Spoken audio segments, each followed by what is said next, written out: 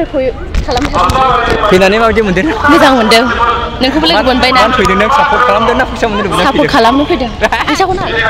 लोगोफोर दिनै चिरां डिस्ट्रिक्टनि सिङाव थानाय सान्तिपुर गेलेग्रा फोथाराव मोनसे मोजां मोनसे प्रग्राम जानानै थांदों बेनिफिसारि मिड and socio' economic awareness programme बे जागोन आरो दा गोबां मानसिफ्रा लैहोर लैहोर फैगासिनो दङ नै रंजाफैगासिनो दङ नै मानसिफ्रा नायदो गुबुन गुबुन जायगाफोरनिफ्राय फैबाय नै स' आं सिङाव हाबनानै नोंथांमोना गासैखौबो देखायनो नागिरगासिनो दं स' बिदिब्ला आवगायलांदो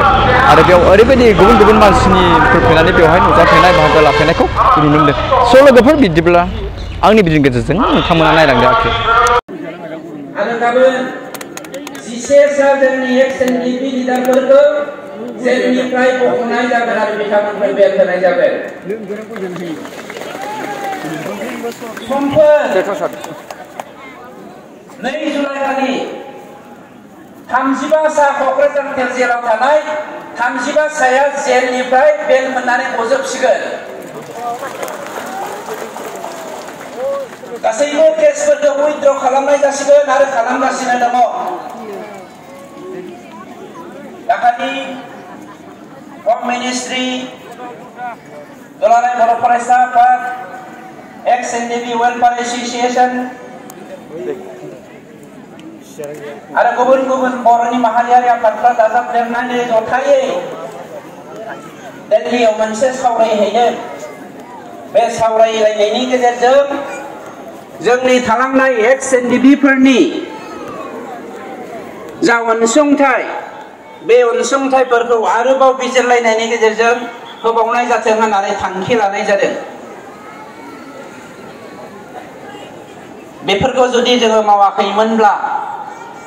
बेफोरखौ बख'नायनि मावनायनि मुङावसो जुदि राजखान्थि खालामनो नागिरदोंब्ला जाय राजखान्थि खालामनो नागिरग्राफ्रा 35 बोसोर अस्त्र हमनानै बर' फिसाफोरखौ दुम दुम हाव हाव खालामबोदोंमोन हारिनि थामोनथानि बाथ्रा बुंबोदोंमोन बिथांमोना सोरनिबा थुनज्लायनायाव बर' हारिखौ धोरोमनि मुङाव बाथौ ख्रिस्टान हिन्दु सतसंगी कृष्णगुरु ब्रह्म बायदिसिनायाव बोखावफ्लेनानै सा सानजा सोनाब खोला बोखावफ्लेनानै आरोबाव राजखान्थिनि मुङाव राजखान्थि खालामनानै बर'खौ फोजोबनो नागिरनाय दुखुनांथाव बाथ्रा नोंथांमोननि थाखाय जोंनि सरकारा जेब्लायबो दरजाखौ खुला खालामदों जाय मानसिफ्रा बेफोरबायदि राजखान्थि हान्जाखौ लादों जोंनि सरकारा नै 5 बोसोर जानो थांगासिनो दङ बे 5 बोसोरनि गेजेराव दिनैसिम प्रमद बर' बिथांखौ लोगो हमनानै सरकारनि मावनाय दांनाय आरो बिनि इयुननि जि जोंनि थानाय एजेन्डाफोर लानाय एजेन्डाफोर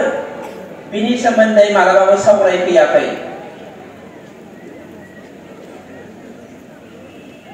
सिबिजाथाव जोंनि बिमा माहारि दिनै सुथुरा फैनानै बा आंनि आंगोआनो फैनानै सुथुरनि जानानै बर'खौ बोखावफ्लेगोन दानो बुंजेनबाय बै लाइमुथि हालामनि हाखौ दिनै प्रमद बर' बिथांनि दैदेननायाव होनो हाया होननानै दानो बुंजेनदों सान्थिखौ बिसोरो होनो हाया जोंसो होनो हायो होननानै जाय मानसिफ्रा लाइमुथि हालामनि मानसिफोरनि हाखौ पलिटिक्स खालामनो नागिरदों सोरबाया बहाय दङब्ला रेकर्डिं खालामोब्ला खोनासं 15 जुलाइ तारिखआव लाइमुथिनि हाखौ जोङो होनो थांगासिनो दं बेनिख्रुइ देरसिन मा जाबावनो हागौ जायखौ बुंनानै बिथांमोना राजखान्थि खालामनो नागिरदों बेखौ जोङो सिगां मावगासिनो दङ थांखिया राजखान्थि खालामनायनि नङा थांखिया नोंथाङा हिन्दु आं ख्रिस्टान बिथाङा ब्रह्म बिथाङा बाथौ सोरबाया सतसंगी सोरबाया कृष्णगुरु बोखावनानै बर' हारिखौ फोजोबनायनि थांखि बिटिसिनि मुभमेन्टनि समावबो बर'खौ धोरोम लानानै बोखावाखैमोन बिएनपिनि मुभमेन्टनि समावबो बर'खौ धोरोम लानानै बोखावाखैमोन एनडिपिनि समाव साननायनि समावबो बर'खौ धोरोम लानानै बोखावाखैमोन नोंथाङा जिखि धोरोमनियानो जाया मानो आं बर' आंनि आइया बर' आंनि गाननाय जोमनाया बर' बे थांखिजोंसो जोङो सोमावसारदोंमोन नाथाय बे नङासै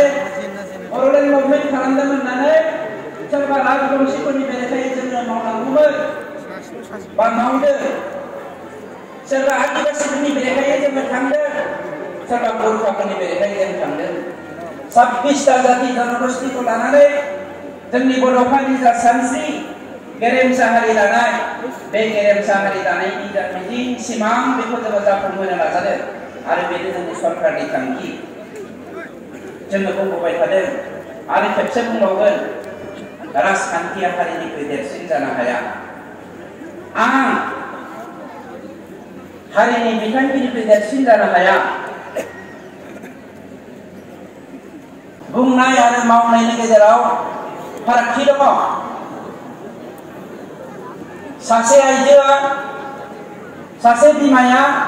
बिराद खस्थ' खालामनानै ओंखाम ओंख्रिखौ संगोन गावनि रोंनाय गावनि हानाय गासैखौबो होगारसारनानै बियो ओंखाम ओंख्रिखौ संगोन